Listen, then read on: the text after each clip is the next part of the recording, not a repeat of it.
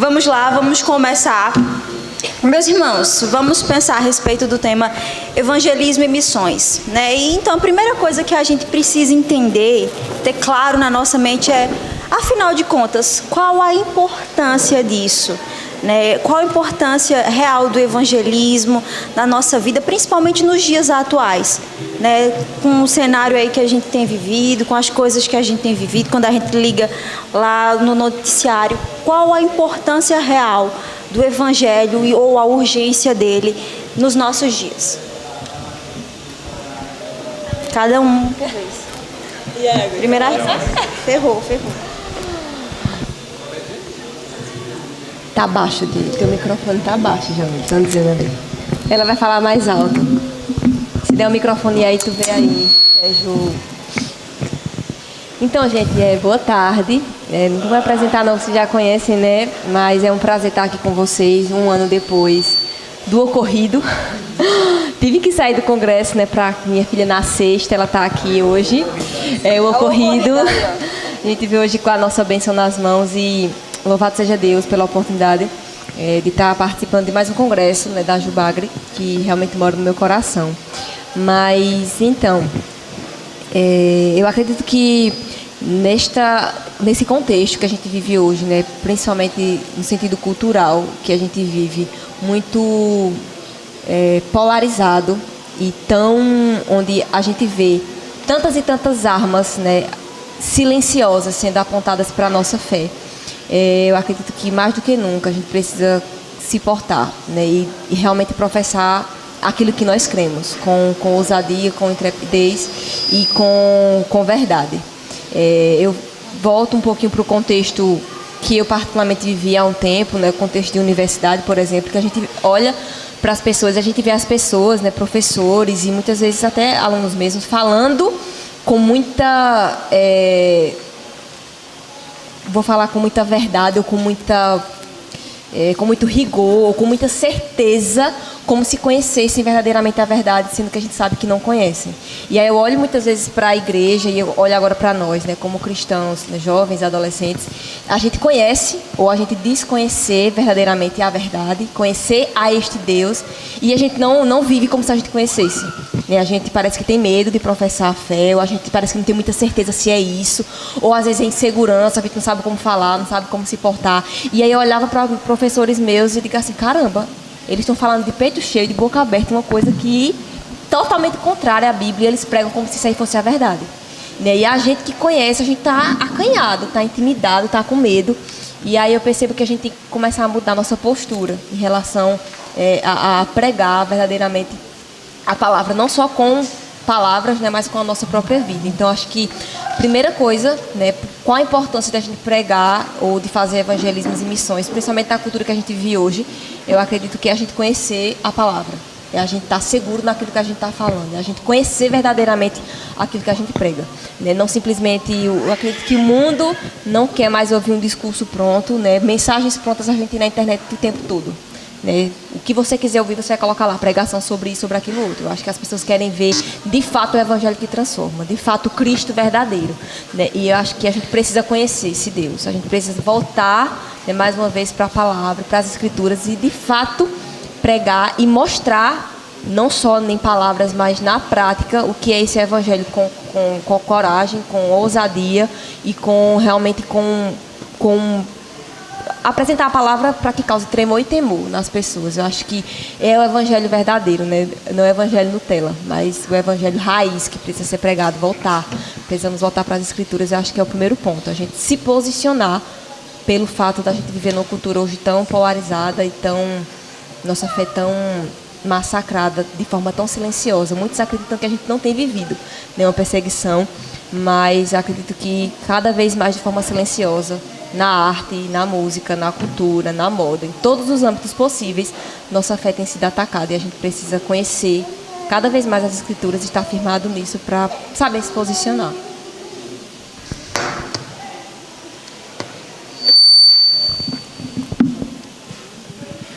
Assim como tem o pastor Estevão.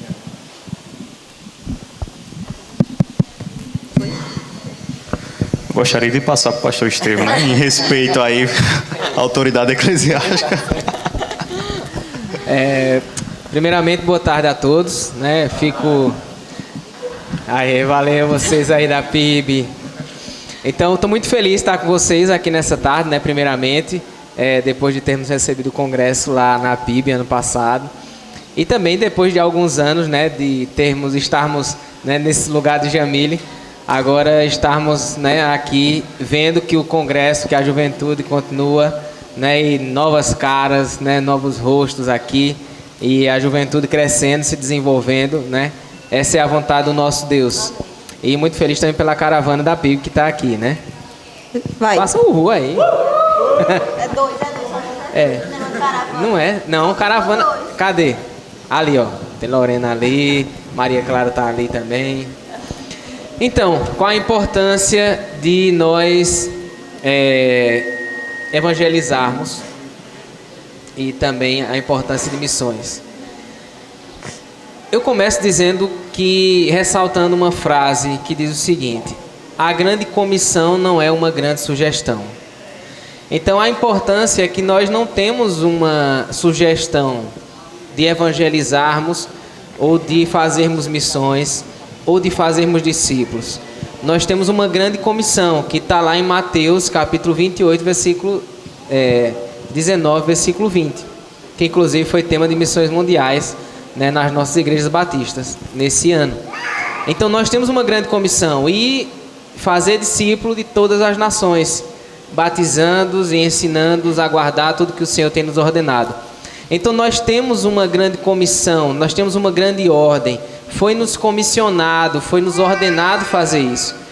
Lá em Provérbios, no capítulo 24, versículo 11 e 12, e eu deixo, né, para a nossa meditação, diz assim: liberte os que estão sendo levados para a morte, socorra os que caminham trêmulos para a matança. Mesmo que você diga, não sabíamos o que estava acontecendo, não perceberia aquele que pesa os corações? Não saberia aquele que preserva a sua vida? Não retribuirá ele a cada um segundo o seu procedimento? Então, todos nós sabemos o que devemos fazer, né? Não tem como a gente chegar diante de Deus e dizer: a gente não sabia que a gente tinha que evangelizar, que a gente tinha que fazer missões, que a gente tinha que fazer discípulos. A gente sabe. E será que Ele não conhece os nossos corações?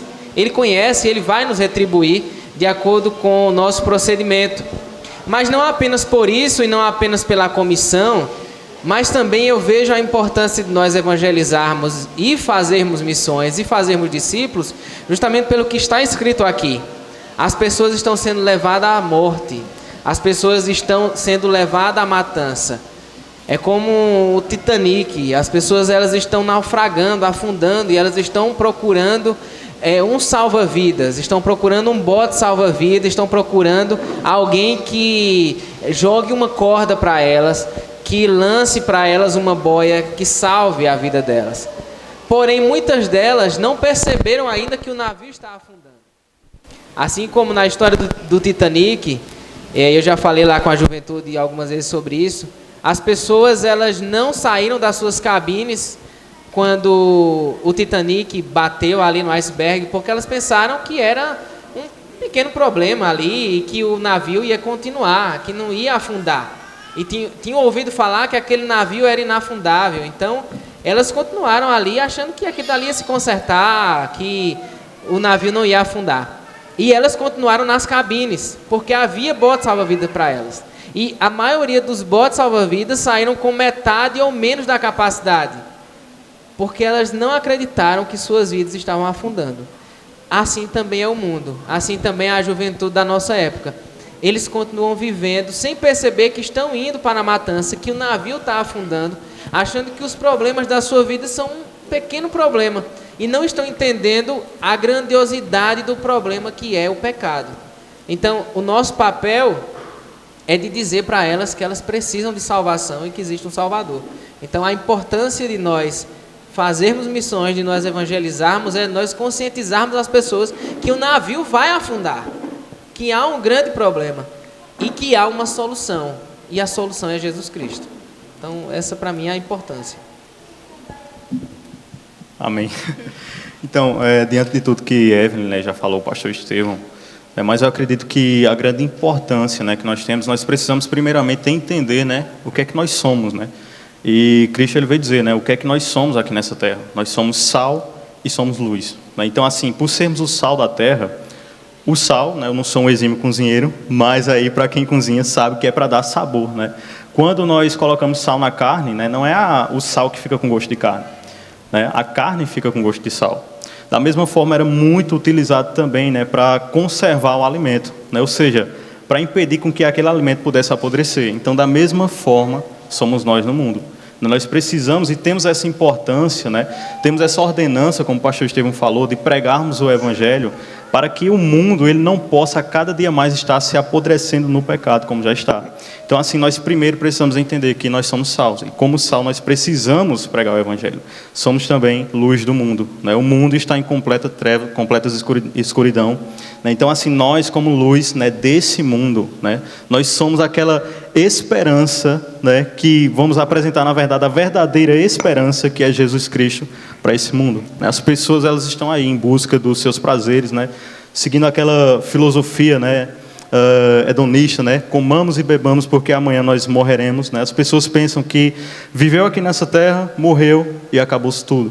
E percebemos que essa geração que nós estamos vivendo, principalmente de jovens, né, que tem se entregado mais aos seus prazeres, aos pecados, tudo mais, mas em compensação também a geração mais infeliz e mais depressiva que nós temos, né? Porque o pecado ele não nos garante a verdadeira felicidade.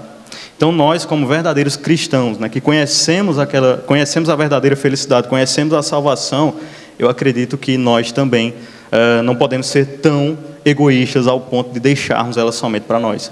Precisamos ver as pessoas que estão se perdendo também e então assim compartilhar as boas novas do Evangelho. Mesmo que nós não quiséssemos, né? Mas isso é uma ordenança, né? A grande comissão não pode ser feita dela uma grande omissão, não é isso, pastor Estevão? Então, para mim, essa é a grande importância, né?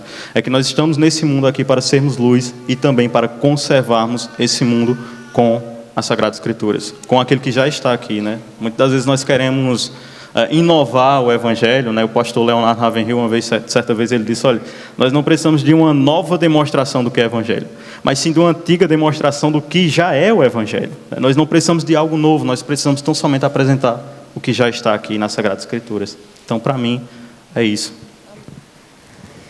Amém. Vocês colocaram duas ilustrações aí, né? O mundo como um barco afundando e o mundo também como algo que está apodrecendo. E nós somos o agente aí que deve anunciar esse naufrágio iminente e também, né, ser o sal que vai manter o mundo por mais tempo.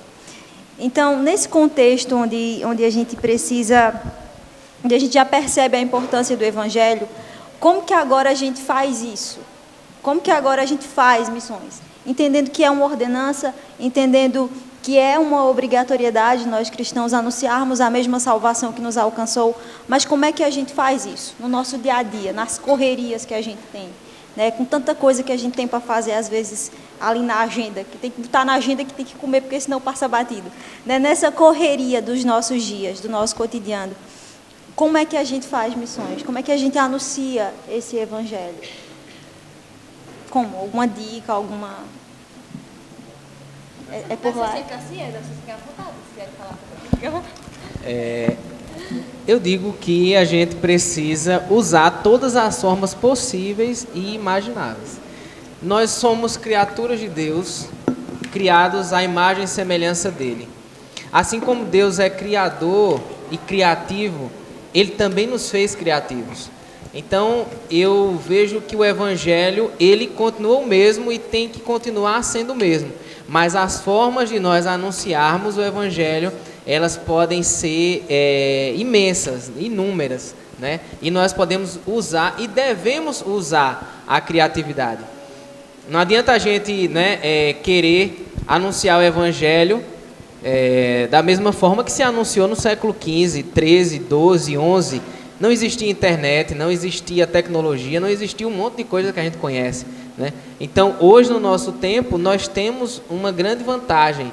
Talvez se Paulo existisse, né, se ele tivesse vivo hoje, ele estava usando aí o WhatsApp, o Instagram, né, o YouTube, estava lá com o canal dele. Mas nós podemos fazer isso. Então, nós temos as ferramentas já diante de nós, né? Então, quanto tempo nós passamos usando o celular? Agora, quanto dele nós usamos, né, o quanto nós usamos as nossas redes sociais para isso, para fazer discípulos, para falar de Jesus, para anunciar. Então, eu posso usar todas as minhas redes sociais e todas as redes sociais que houver para falar de Jesus. Eu acho que a gente pode demistificar. Eu acredito que uma grande parte pensa o quê? Eu não sei pregar. Como é que eu vou fazer missões? Eu não sei pregar, olha, não tenho jeito para falar. Eu sou tímida, eu gaguejo muito. Não nasci para isso. Meu dom é ficar na mídia da igreja. Né? Meu dom é ficar aqui no celular. O meu dom é cantar. Não bota eu falar, não. Eu canto. O meu dom é ajudar as irmãs na limpeza da igreja. E a gente coloca isso logo na cabeça. Eu não sei falar, eu não sei pregar. Como é que eu vou evangelizar se eu não sei pregar? E eu acho que a gente tem que desmistificar, de fato, o que a gente talvez conheça como o que é evangelizar de fato. A gente chegar simplesmente ou tão somente entregar um folheto. Aí entra essa questão que você falou, diversas formas. Né? Diversas formas. Você não sabe falar, mas sabe cantar? Não sei cantar, mas sabe tocar. Mas sabe desenhar. Mas sabe escrever. Mas sabe compor. Mas, enfim, sabe cozinhar. Sabe pintar? Sabe pintar. Né, diversas formas. A gente pode e Deus, o Espírito Santo, ele mesmo, Jesus vai falar para a mulher samaritana, olha, Deus, ele é espírito. Ele não cabe onde na nossa caixinha, ele não cabe, né, no nosso conceito de adoração, ou talvez de pregação, ou de evangelização. Ele é espírito, né, criativo, Deus criador, de todas as maneiras possíveis. Se ele assim quiser fazer, ele vai usar. Né, através de qualquer maneira, contanto que a gente faça com ordem e com decência e pelo direcionamento dele, obviamente. Mas eu acredito que a gente, primeiramente, tem que desmistificar, né, quebrar essa barreira que existe na nossa mente. Eu não sei falar, eu não sei pregar, como é que eu vou evangelizar? A gente acha que a gente tem que saber preparar um sermão, ter todo o bom, né, as palavras bonitas e tudo mais para poder chegar a uma pessoa. Muitas vezes, né, com todas as palavras bonitas e com todo o sermão muito bem montado, a gente não consegue, às vezes, atrair uma pessoa, mas às vezes com um artefato mais simples, o evangelho consegue chegar, né, na vida daquela pessoa. Então, é você saber olhar para o que você tem nas mãos hoje. Com o que é que você é bom? O que é que Deus colocou na sua mão hoje? Quais são os seus dons, seus talentos? Onde é que você está inserido hoje? Né? Qual é o meio ao qual Deus lhe colocou? É a universidade? É dentro da sua escola? É dentro da sua vizinhança, onde tem alguns vizinhos que precisam conhecer a Cristo? Então, acredito que a realidade de muitos pode mudar e a forma de evangelizar também, dentro do contexto do tempo, pode também mudar, pode ser alterada de acordo com onde e quando isso for acontecer. E nessa parte de desmistificar, Evelyn, que tu falasse aí, uma das coisas que precisam sair da nossa mente é justamente a necessidade de ter todas as respostas. Nós não vamos ter todas as respostas, né? Mas o que nós precisamos fazer para evangelizar é apresentar o que Jesus é e o que Ele fez na nossa vida. E como a nossa vida era antes de Jesus e como ela é agora. Isso é mostrar evangelizar. Na prática. Isso, né? Justamente.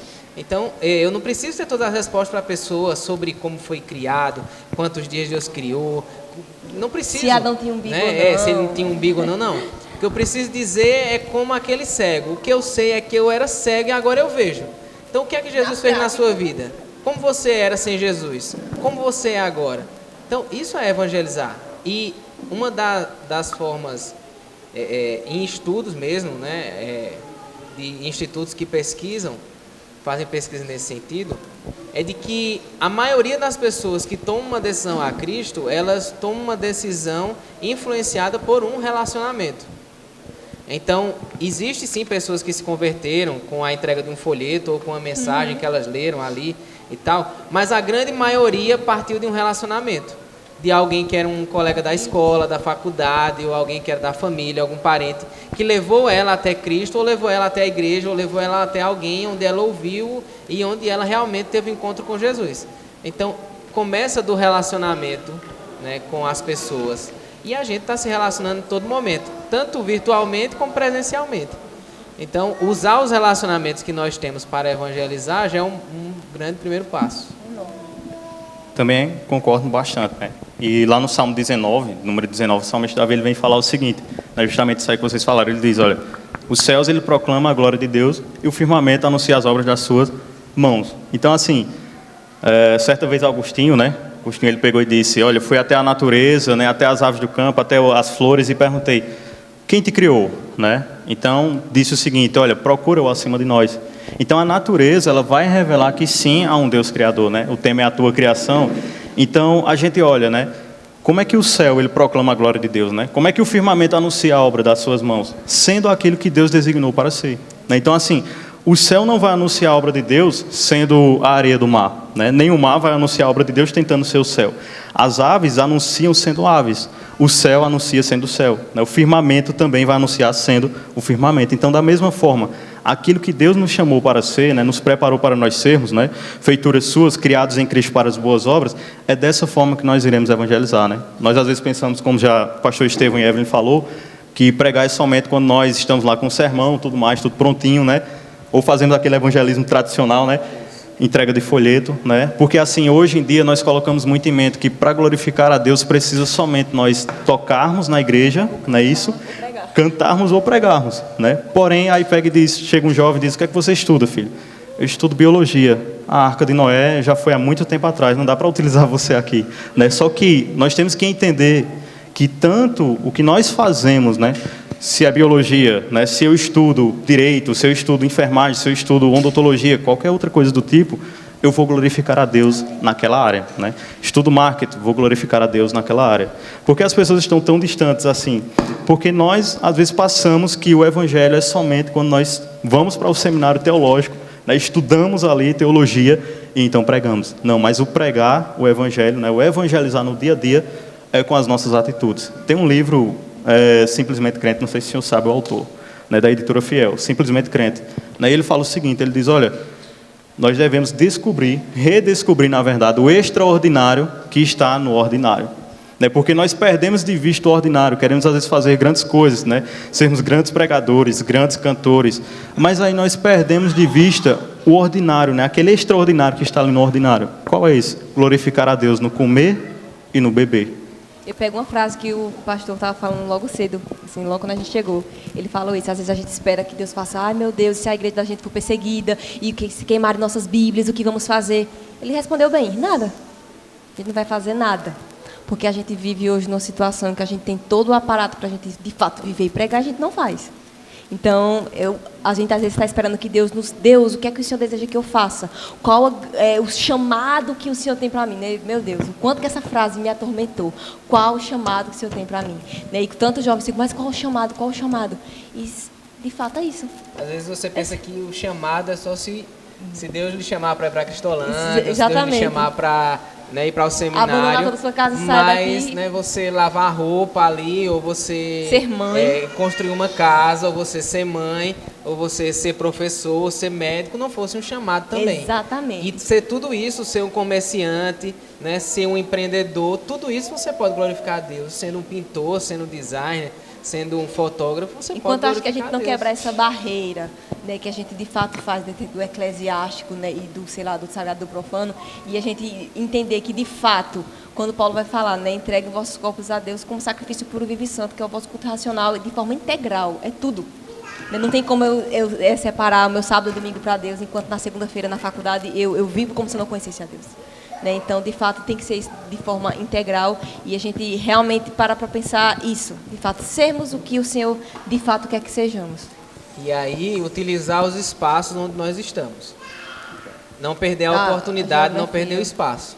Lá na juventude, a gente, né, começou a pensar qual é o espaço onde os adolescentes estão praticamente todos os dias da semana. E muitos deles estão o dia inteiro. A escola. E muitos aqui são estudantes. E estão na escola, talvez em escolas integrais, o dia inteiro, quando não estão todos os dias da semana. Então, como é que você pode usar esse ambiente?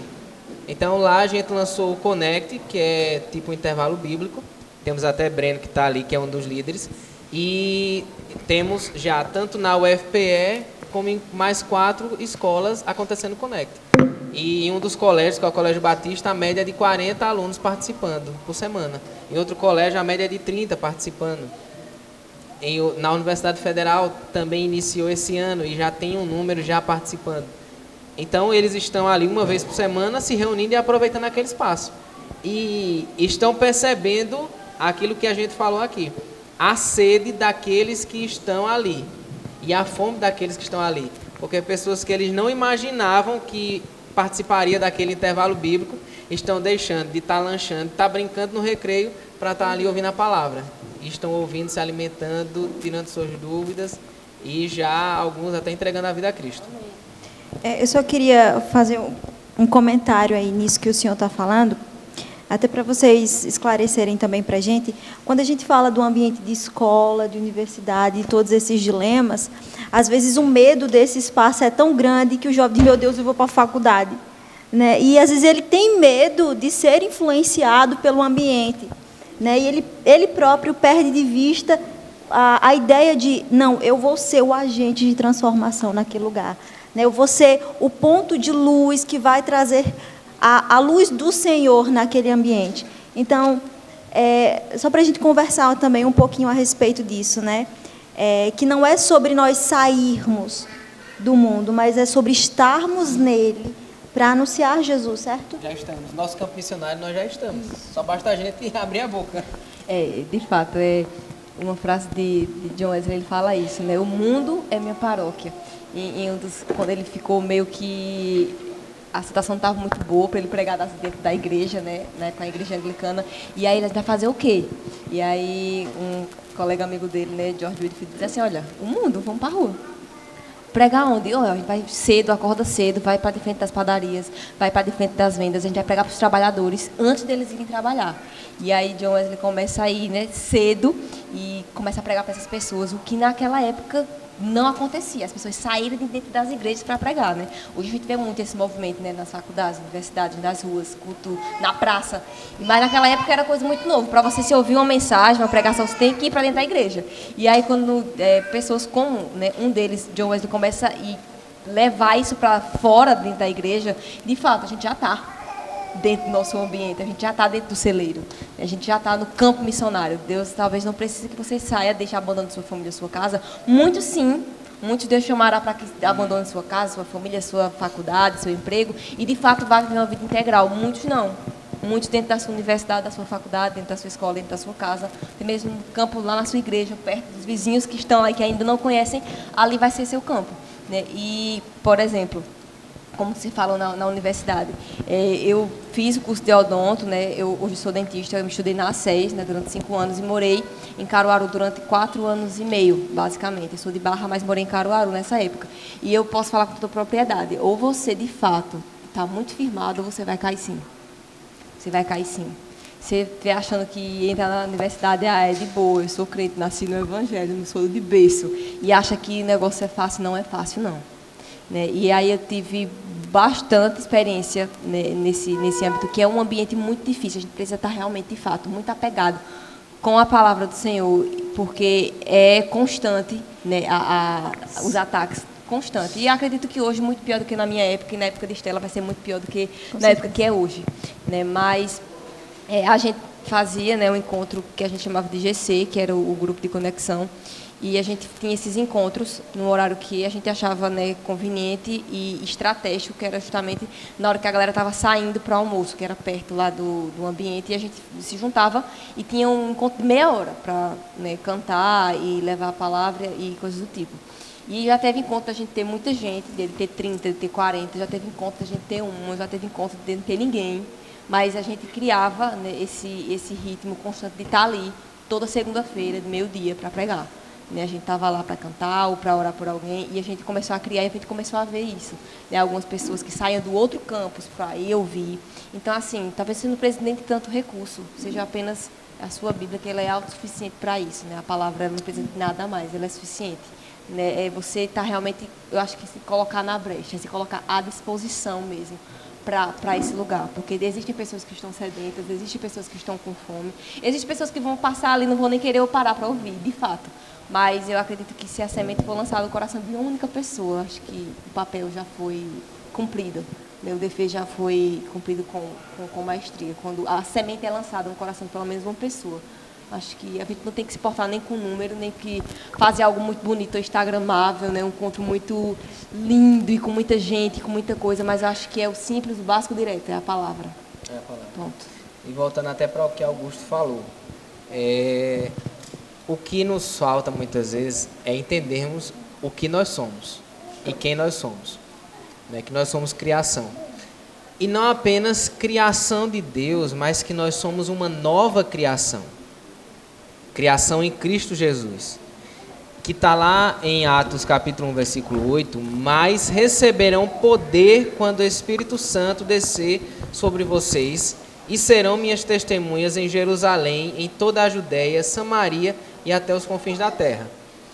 Mas receberão poder, né? Nós não somos qualquer criação de Deus. Nós somos uma criação, uma nova criação de Deus, criada em Cristo Jesus, que recebeu o poder, que recebeu o Espírito Santo, né? No momento que nós entregamos a vida a Cristo. Nós só não somos influenciados, né, na universidade ou em qualquer lugar, se nós tivermos essa consciência. Que nós não estamos ali por acaso. Não estou ali para estudar odonto. Eu estou ali para estudar odonto, mas eu tenho uma missão ali. Antes de estudar odonto, eu Não sou é o uma fim, nova é só criação. o meio, né? Eu Isso. sempre pensava isso, fazer odonto não é o fim, é um meio. O odonto passa no meio do caminho de glorificar a Deus. Isso. Então, se é fazer odonto, se é... Se Deus me se- colocou ali para isso, É um meio. um meio. Nunca é o fim. O fim vai ser sempre glorificar a Deus. Eu acho que é aí que a gente tem que pensar naquilo que você é. Você não é um dentista cristão, você é um cristão dentista. Né? O cristão vem primeiro. Né? Ser um agente que deve anunciar a mensagem do Senhor deve sempre ser aquilo que primeiro norteia os nossos pensamentos. Que geralmente quando a gente vai para a faculdade, né, a gente é muito influenciado porque a gente fica naquela de querer ser, né, aquilo que os outros querem que nós sejamos, né? Então aí a gente atende, se taxar, se encaixar, porque isso aí Você eu acaba acredito- se tornando o que o grupo espera que você seja, Espera que para que seja. eles te aceitem, né? Para que a gente eles te seja aceito. englobem.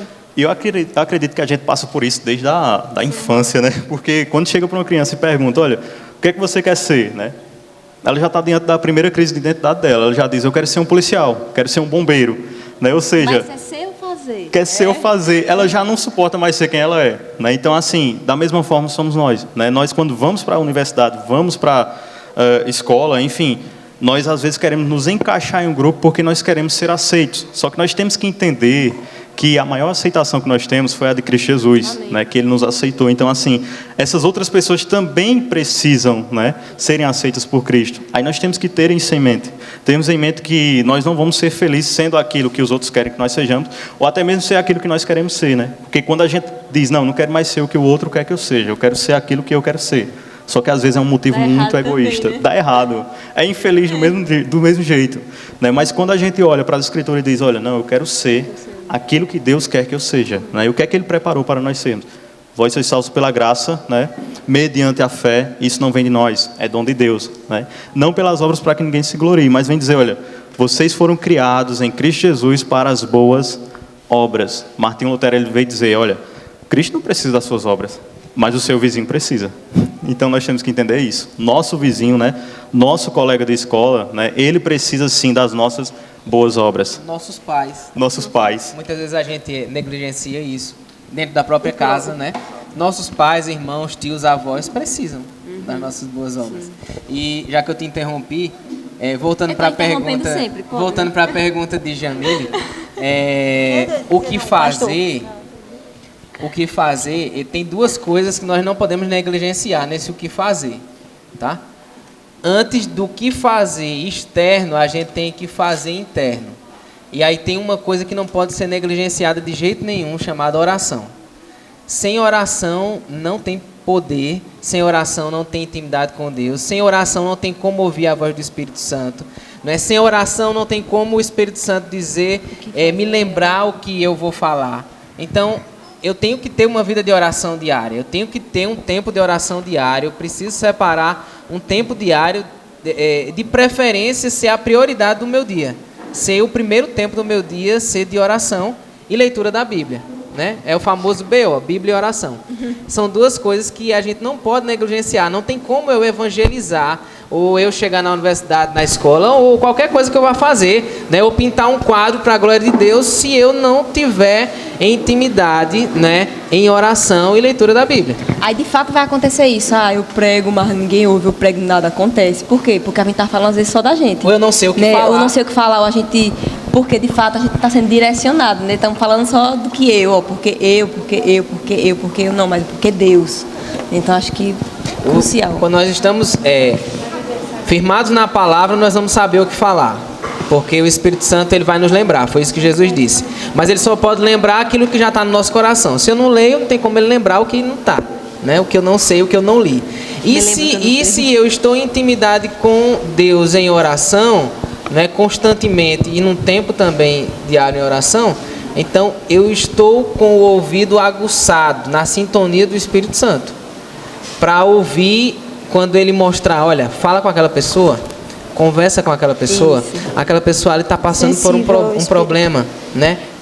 Chama ela, vai até ela. Eu acho que essa vida de oração, ela abre essa porta, né, para que a gente fique mais sensível a ouvir.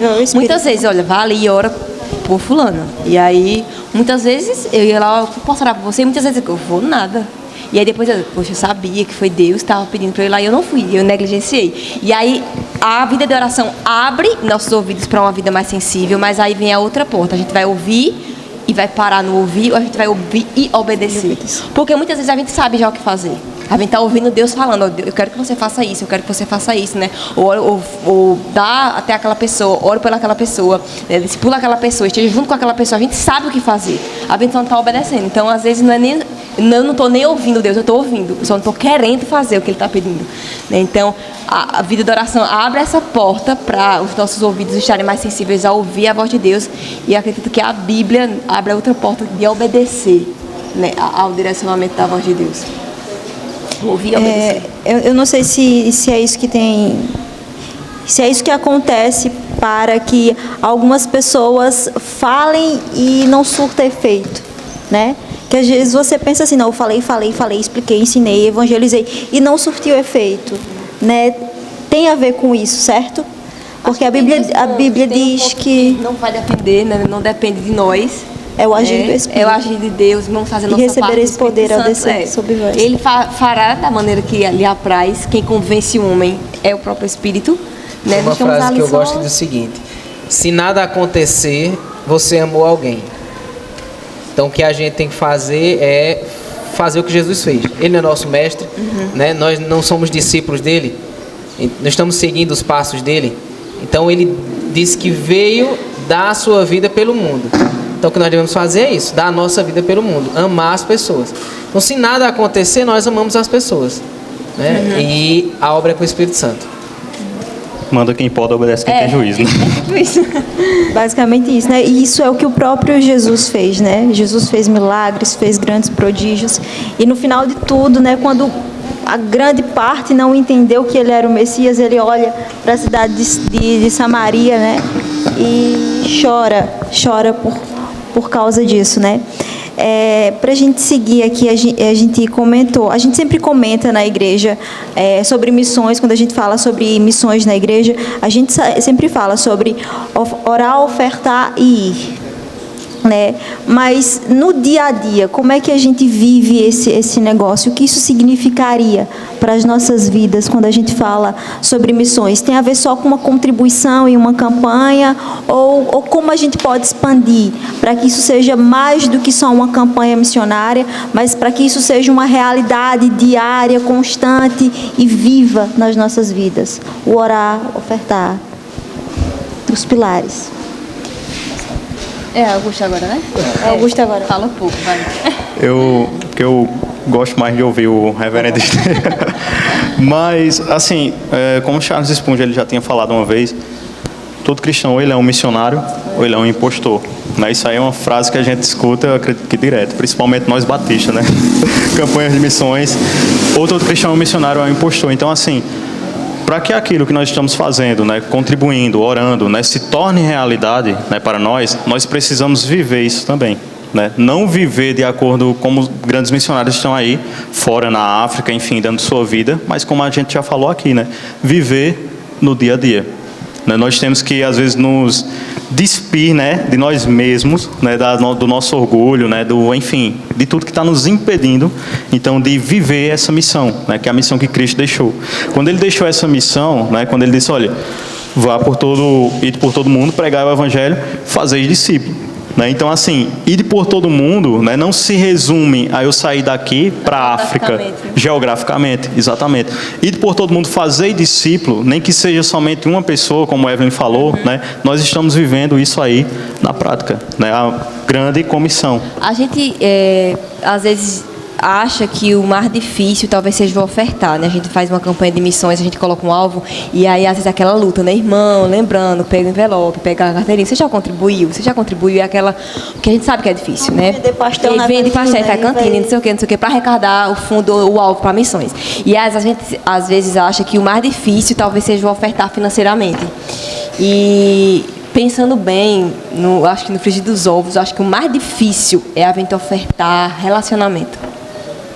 Porque é muito mais fácil, é muito mais cômodo para a gente no final do mês tirar R$50 do bolso, colocar no envelope e dizer, ó, manda para missões.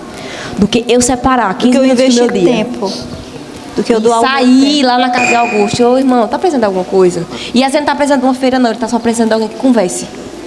Né? No congresso ano passado, quem é que estava no congresso ano passado? Na oficina com o pastor Denilson, falando sobre justiça. Acho que parou. Falando sobre justiça. E aí ele disse assim, olha, a gente muitas vezes, a gente está vindo para um... Não sei se vocês vão lembrar disso, a gente estava indo para o mesmo lugar, para o mesmo bairro, muito carente, e a gente todo dia da semana oferecia um sopão. A igreja reunia, fazia sopão, fazia sopão, fazia sopão. E a gente foi frequentar a casa de um homem e a gente percebeu que ele não estava precisando de sopa, não era de comida. E aí a gente olhou para ele e falou, qual o problema, qual é a tua queixa? E aí ele até falou assim, era o que Jesus perguntava, o que queres que eu te faça? E Jesus sabia que a pessoa estava cega. Sabia que era um paralítico. E ele pergunta, o que queres que eu te faça? Talvez a pessoa, o Jesus, óbvio, ele quer ver. Não, mas o que é que você deseja que eu faça? E aí ele com os irmãos se juntou, perguntou, o que é que você deseja, irmão? Qual é a sua necessidade? Ele, minha necessidade hoje é conseguir minha aposentadoria. Ele não conseguia. E aí o pastor, né, se mobilizou com o pessoal e conversou com o pessoal que trabalhava no sindicato, não sei o que, não sei o que. E aí levaram esse homem, enfim, conseguiu aposentar esse senhor. A necessidade dele não era sopa, era se aposentar. E aí, trazendo hoje para o contexto, essa semana chegou uma paciente, a gente está atendendo as crianças do projeto que a gente tem, o projeto social na nossa igreja, eles receberam uma CIV para serem atendidos, né, contemplados com tratamento odontológico. E aí eu estou atendendo as crianças, e aí chegou uma mãe, e ela tem 3 filhos, ela tem 23 anos, e ela disse, olha, eu parei meus estudos, o primeiro ano não consegui terminar, porque eu não engravidei da minha primeira filha. E eu, por que não terminou, tá? Ela não queria muito, mas por conta da gravidez e tudo mais, eu não consegui terminar meus estudos. Qual a necessidade dela? E hoje, por que você não termina? Porque não tem quem fique com os meus filhos. A necessidade dela hoje é o quê? É conseguir concluir o ensino médio para depois fazer futuramente, quem sabe, uma faculdade, eu consigo um emprego. Qual a necessidade dela hoje? Que alguém fique com o filho dela. Então, é a gente olhar para a realidade que a gente está hoje. Às vezes, não é uma cesta básica, às vezes não é ofertar com 10, às vezes é ofertar, às vezes é a cesta, às vezes é uma roupa, mas às vezes é isso, uma pessoa que... Eu olho teu filho enquanto tu vai ali. Né? Eu vou te levar, colocar tu no meu carro, tu não consegue andar para tu conseguir, sei lá, tua aposentadoria. E às vezes é abrir, de fato, ter esse ouvido, né, mais sensível para olhar para a realidade do outro, que é muito particular. Né? A tua realidade é muito diferente da de Jamile, que é muito diferente da minha, que é diferente de Sara. Enfim, eu acho que a gente precisa olhar com esse olhar mais específico para cada ser, né? Para cada ser humano, de entender que cada um tem sua dificuldade ou sua realidade. Então, acho que o ofertar é muito além. É a gente ofertar na campanha de missões também. A gente sabe que precisa e que isso é válido também. Mas é ofertar também tempo, é ofertar também relacionamento, é ofertar conversa, é ofertar tantas e tantas outras coisas, né? Muita gente às vezes acha que difícil é tirar dinheiro do bolso, mas às vezes é muito mais cômodo tirar o dinheiro do que tirar tempo. Na nossa agenda tão corrida, eu tirar uma manhã para visitar alguém, por exemplo. E aí a pergunta que a gente precisa fazer é justamente perguntas básicas. O que é que eu vou fazer na padaria? O que é que você vai fazer no mercado? A maioria vai dizer, eu vou no mercado fazer compra, né? Eu vou na padaria comprar pão. Quando, se a gente olhar para o texto da Bíblia, para a Bíblia, a gente deveria ir fazer discípulo. Indo, façam discípulos de todas as nações. É a melhor tradução que eu acredito que seja para o versículo que está ali em Mateus. Para a ordem de Cristo. Indo, por onde você for. Então, o que você vai fazer na escola? Vai estudar apenas, é muito pouco. Não é merendar, viu, gente? Não é. Vocês já entenderam, pastor Estevam? Você vai para a escola, não é merendar, é fazer discípulos. Não é que você vai fazer na escola, é merendar? É muito pouco. Né? O que você vai fazer no médico, o que você vai fazer nas suas férias. Então, quando a gente está olhando simplesmente para as coisas aqui, né, a gente sempre vai estar colocando em compartimentos a oração, né, a oferta de missões e o evangelismo em si. Né? Mas quando nós olharmos para a nossa vida como Deus olha por completo, sem separação entre o sagrado e o profano, e toda a nossa vida pertence a Ele agora, todo o nosso corpo pertence a Ele agora, e todo o nosso corpo recebeu o Espírito Santo e tem poder para, através da palavra, transformar outras vidas, então eu vou comprar pão? Não. Eu vou fazer discípulos. Enquanto eu estou ali no caixa, eu posso fazer discípulo. Enquanto eu aproveito e compro pão. Enquanto eu vou na feira, eu vou fazer discípulo na feira. Enquanto eu estou fazendo discípulo, eu estou comprando uma fruta, né? Eu estou vendendo. Vou no mercado, não fazer minha feira, mas vou fazer discípulo. Eu posso orar por um caixa que está ali, né, com um semblante ali de tristeza, necessariamente cansado, sair com a sua Bíblia né? do braço. De jeito nenhum. Ler para você. E não necessariamente é aquele negócio, né? Pregue, se preciso, fale. Se preciso. Se não precisar... Então, se o fazer discípulos tiver como prioridade no nosso dia, então levantar a oferta vai ser um esforço natural, né? Orar vai ser uma necessidade natural da nossa vida. E o fazer discípulos vai ser algo habitual, uma rotina para a gente. E é interessante isso que o pastor Gil falou, da questão que a gente gosta muito de separar, né? Sagrado e o secular. Né? Então, assim, justamente eu acredito que seja por isso que às vezes nós temos nos perdido, né, no decorrer da segunda à sexta, porque Deus ele só é o nosso Senhor no sábado e domingo, mas aí na nossa escola, na nossa universidade, de segunda a sexta, já não é mais Deus. Exato. Nosso Senhor é o nosso professor agora, né? É o nosso diretor, é o nosso chefe de trabalho, né? Então, assim, quando a gente faz essa separação, é justamente por isso que nós não conseguimos, né, ter êxito naquilo que nós somos chamados para ser, né? De fazer discípulo, porque a gente separa, né? Não, Deus é só Senhor no domingo, mas segunda, terça, quarta, quinta e sexta, né? Já é o secular. Aquele chato, que crente que fica falando, não, sou crente, sei o quê. E na minha agenda, né? Quem manda sou eu, segunda a sexta. Isso é algo assim, desafiador para a gente, porque a gente vive com a agenda sempre lotada, né? Mas é algo que a gente precisa fazer, se a gente quiser realmente ser bíblico. É deixar que Deus ele dirija a nossa agenda. Porque pode ser que Deus ele manda a gente interromper a agenda da gente para justamente cuidar de alguém. E bem provável que isso choque com o seu horário de almoço, que isso choque com... Eu lembro que na época do GC... Choca com algo que você quer muito. E assim, choca às vezes, como o pastor falou hoje, como o irmão que estava pregando hoje, às vezes é algo que é lícito, mas ainda assim Deus não quer que você faça agora. Não tem nenhum pecado em almoçar, não. É para almoçar sim, mas às vezes você vai ter que abrir mão disso aqui, porque é o único horário que você tem. Eu lembro que, assim, era um horário bem conveniente, porque meio-dia, era na época, o horário do GC era de meio-dia. De que horário? Porque eu saía e eu tinha clínica de pediatria na época, e as professoras eram, assim, terríveis. Elas não vão assistir isso, então...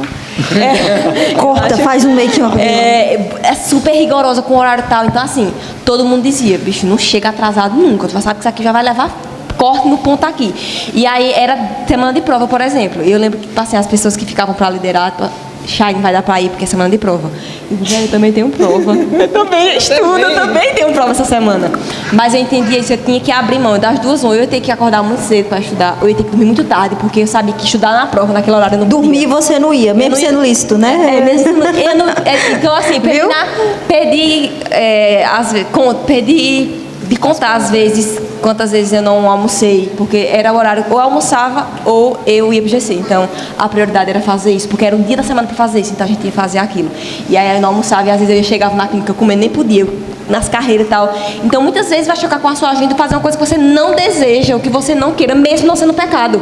Você precisa almoçar, óbvio, precisa estar para a prova com certeza. Não estou dizendo aqui que ninguém tem que estar para a prova, não. Mas as duas, ou você vai ter que dormir muito tarde, ou vai ter que acordar muito cedo, mas assim, a prioridade você tem que fazer. Foi bom Evelyn falar isso, para ninguém chegar Não, em casa gente. dizendo que o pastor Estevão disse para não ir para a escola então, estudar. eu não vou viu? que Deus Estudar estava pregando, Deus, boas por favor, me notas, lembre. né? Não, mas aí Sejam você vai ter bons que ralar alunos. muito mais. Tem que ralar pra muito fazer mais. isso. Né? Ralem para ser os melhores alunos. Sim, ainda para e serem quebra. elogiados por Pra dizer isso. assim, poxa vida, como é que tu arrumou tempo? Tu não tava naquele negócio pregando e ainda assim arrumasse tempo e tirasse a melhor nota? Como assim? É tipo isso. Aí você diz, foi Deus. Que aí já evangeliza mais do que fecha. Meus irmãos, amém. Para a gente ir concluindo aqui, eu queria que vocês resumissem tudo que a gente conversou aqui. Que vocês dessem um encorajamento para nós. E agora, o que a gente faz? Concluem palavras finais. Começando daqui, eu já disse. Não, eu acabei de falar. Né? Ela começou agora, terminou agora. Acabei de falar, pô. É. Mas acho que alguém, Não, se tô alguém longe, quiser tô longe. falar alguma coisa, você abrir também, né? Eles. Querem abrir? Caso. Caso alguém queira falar, né? Ou compartilhar algo. Então vamos lá. Alguém quer falar alguma coisa ou perguntar alguma coisa? Eu já vi uma mão ali. Compartilhar algo, né? Pode ficar. Todos vocês falando aí sobre o que é esse evangelismo musical que a gente está inserido, não tinha como eu não trazer um pouco da minha história ali do campo que Deus me deu. Sim, amém.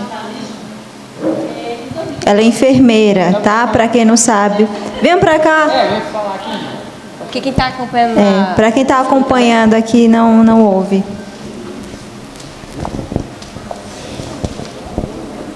Enquanto a tudo que eles falaram aqui, né, algo mexia assim comigo e um lembrete de como Deus me colocou no campo e eu não percebia que eu já estava no campo e eu continuava pedindo um campo missionário. No congresso, quem foi para o congresso de 2017 lá na minha cidade, São Bento do Ô, meu filho, fala desse congresso, não. Nesse congresso, o Tiago chegou pra mim e disse assim, tá tudo bem. Tanto que eu chorava, ele disse, tá tudo bem com você. Eu digo, tá, pastor. Aquele congresso foi uma bênção. Eu recém-convertida, só 2 anos na igreja.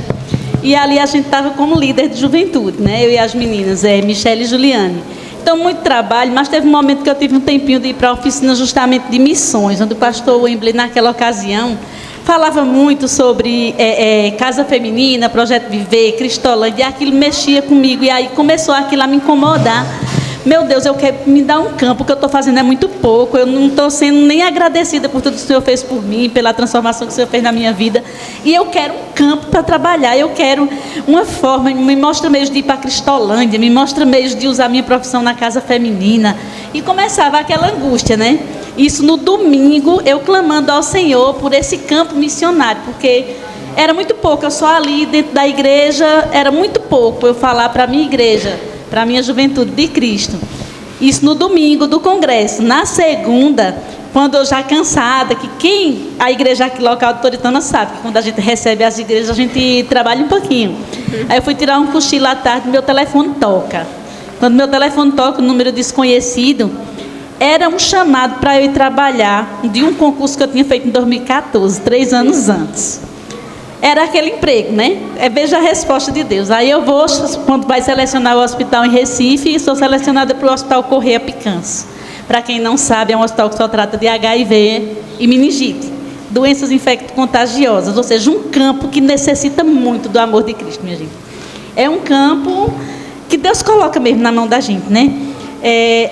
Existem pessoas que visitam vários hospitais para evangelizar, não sei o que lá, mas no Correia Picanço não tem isso. Não vai. Ninguém vai. É aberto, mas o povo acha que não. Se eu for entrar ali, cruzar aquele portão, eu vou me contaminar. Então é um campo de pessoas extremamente carentes do Evangelho. Mas eu continuei pedindo. Eu queria um campo, eu queria um meio, eu queria ir para a Casa Feminina e sem enxergar que Deus já tinha botado o campo na minha mão na hora que eu tinha pedido. 2 anos depois, já estava lá, já estava inserida, já estava falando do Senhor e continuando pedindo o campo. E aí ele abriu meus olhos, entendi que ele já havia me dado, e ali eu estava levando sim a palavra do Senhor. E aí eu passei a honrar mais. A pessoa da minha igreja sabe, sou apaixonada por missões, né? Pelos 4 pilares, Jamílis falava aqui. Mas eu entendi isso, e aí eu parei, eu digo, oh meu Deus, por que eu não enxerguei? Que o Senhor já me deu um campo onde os missionários não vão, onde não é oficial. Então é esse o exemplo que eu quero deixar. Onde você estiver, na escola, que a maioria aqui é escola, faculdade, poucos já são no mercado de trabalho. Evangelismo, minha gente. Se você é dona de casa, oferta para missões, mas não evangeliza seu vizinho, está faltando alguma coisa. Então, essa é a mensagem que eu quero deixar. Você é um missionário no lugar que você estiver. Eu demorei um pouquinho a enxergar isso, continuei pedindo a Deus, mas Ele já havia me dado. Amém, amém. Alguém? Mais alguém? Alguma pergunta? Algum comentário? Kevila.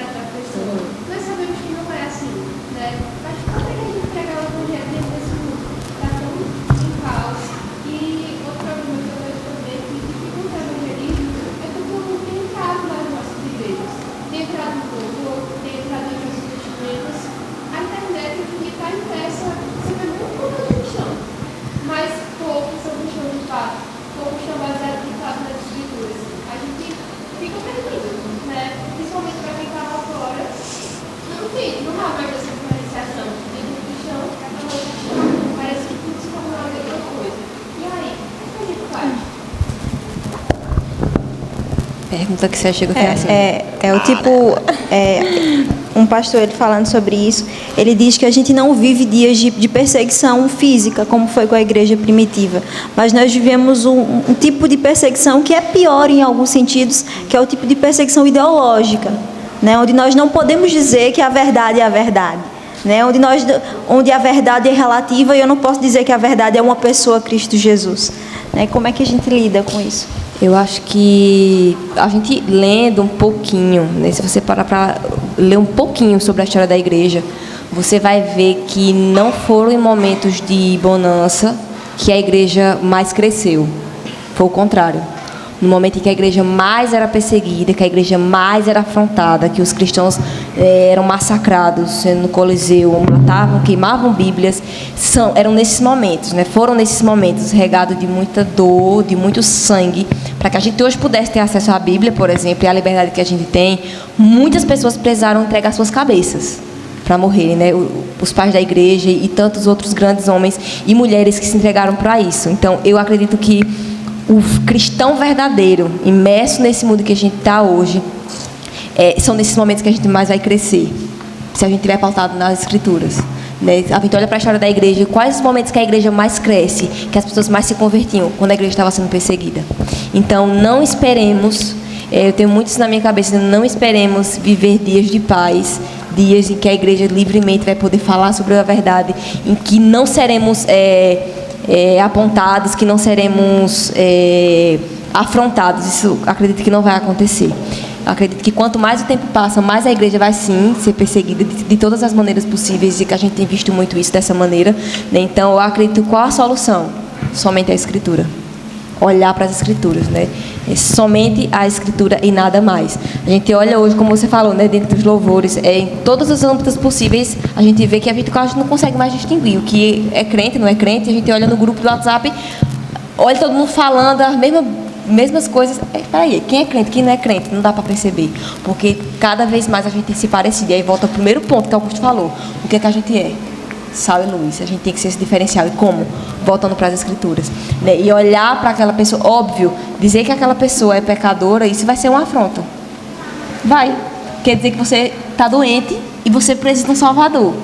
Se você está dizendo em outras palavras, você não é bom por si só, você precisa de alguém.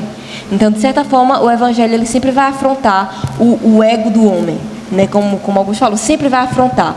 Mas de que maneira a gente pode chegar fazendo isso? Não se colocando nós no lugar de Deus, mas olha, eu, assim como você, preciso e reconheci que preciso, né? Não colocar eu, cristã, no lugar, olha, você precisa aceitar esse meu Deus, mas pelo contrário, olha, eu e você estamos no mesmo barco, né? Caminhando para a perdição. Se não for o Senhor Jesus, se eu e você não reconhecermos que precisamos desse Senhor Jesus, estamos perdidos. Então, assim, acho que a gente pregar a Escritura, não tem como a gente mascarar vamos aqui tentar deixar o evangelho um pouquinho mais palatável, mais com açúcarzinho, mas não tem como. O evangelho é o que é, a Bíblia é o que é, a palavra é o que é, não muda. E é isso, a gente vai precisar pregar, mas de que forma? Com compaixão, né? Se colocando também neste lugar que também somos pecadores. E é o que Agostinho também falou, né? No livro Confissões, ele diz, olha, feriste meu coração com tua palavra, desde então te amei.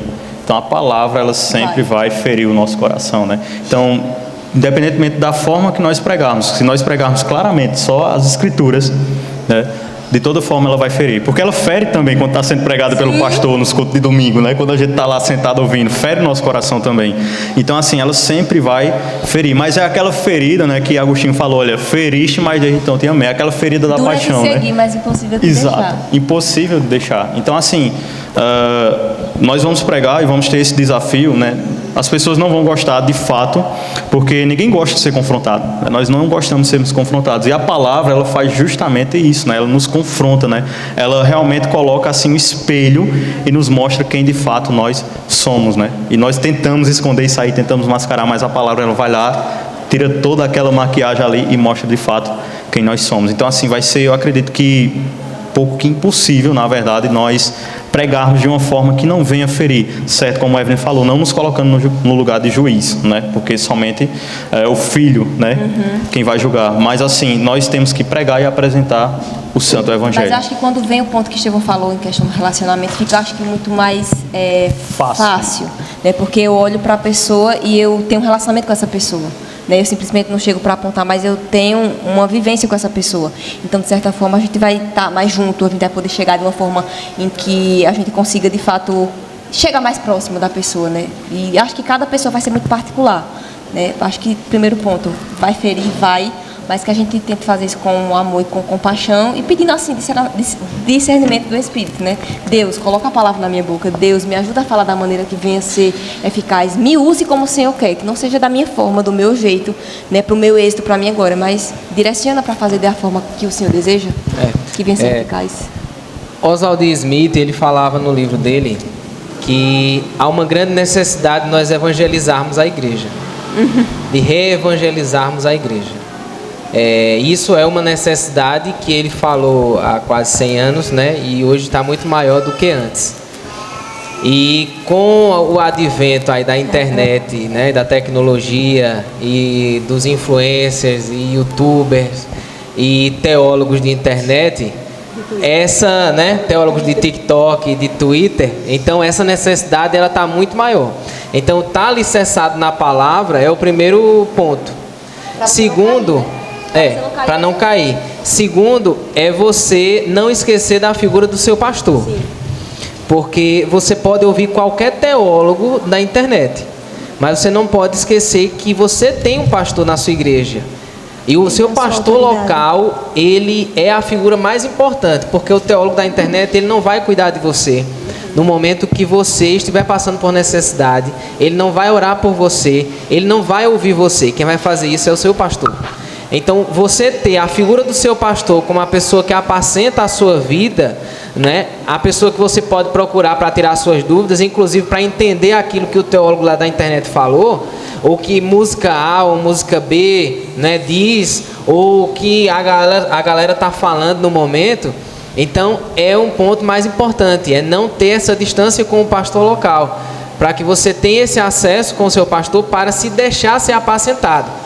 E aí muita gente hoje tem entrado nas heresias e na apostasia dos nossos tempos da internet, justamente porque não se deixa mais ser apacentado pelo pastor local. Então é como se o pastor local ele fosse alguém antiquado, alguém que está desatualizado, alguém que não estuda, alguém que está desatualizado da internet, né? Alguém que está desatualizado da Bíblia. E não é isso.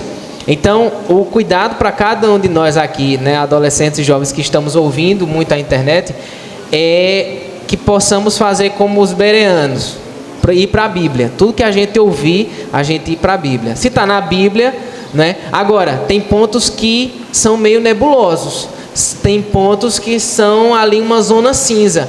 Então, eu tenho o meu pastor local que eu posso procurar e posso conversar, né? Existem pessoas mais experientes na fé, na igreja, que eu posso procurar e posso tirar dúvidas para não achar que aquilo que o cara disse agora, que é a novidade, que é a nova interpretação, né? Que Jesus fez isso, que Jesus fez aquilo e que eu sou o centro do universo, né? É verdade.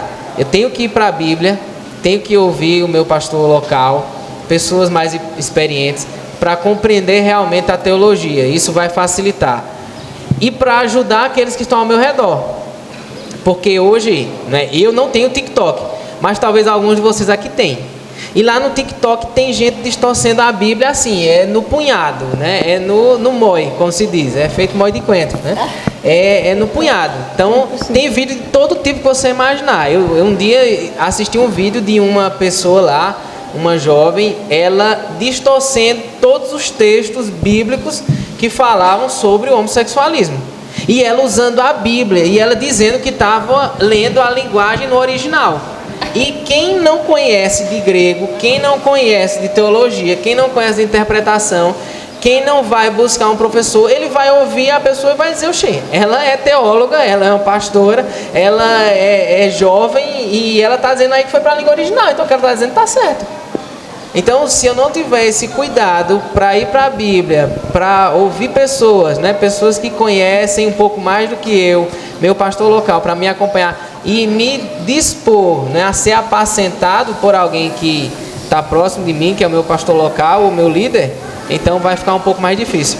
Então, quando eu consigo fazer isso, eu facilito até para ajudar as pessoas que estão ao meu redor, que estão ouvindo lá outros teólogos de internet, ouvindo o TikTok, né, ouvindo todo tipo de baboseira que tem sido falado aí, ou de heresia, e eu tenho como rebater. Agora, voltando para aquela primeira pergunta que você fez, não tem como não afrontar. O Evangelho, ele afronta. Agora, qual é o primeiro passo para a gente evangelizar? É amar. Por isso que eu disse, se nada acontecer, eu amei alguém. Então, quando eu estou falando com amor e não por obrigação, é diferente, né? É só a gente olhar o exemplo lá de Jonas. Jonas, ele anunciou arrependimento ali e as pessoas se arrependeram, mas Jonas não amou aquelas pessoas. Ele queria que elas realmente fossem para os quintos dos infernos, né? Ele ficou com raiva de Deus porque Deus perdoou e desistiu de destruir Nínive. Então, a gente precisa amar. Então, como é que eu posso dizer para elas? Tem hora que eu vou ter que confrontar, assim, de forma dura, e a pessoa é provável que talvez não goste. Mas como é que eu posso dizer, apresentar o Evangelho para ela de forma que eu a ame?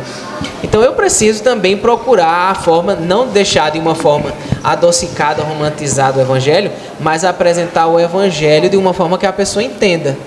Não adianta, por exemplo, eu apresentar o Evangelho utilizando o evangeliquez, né?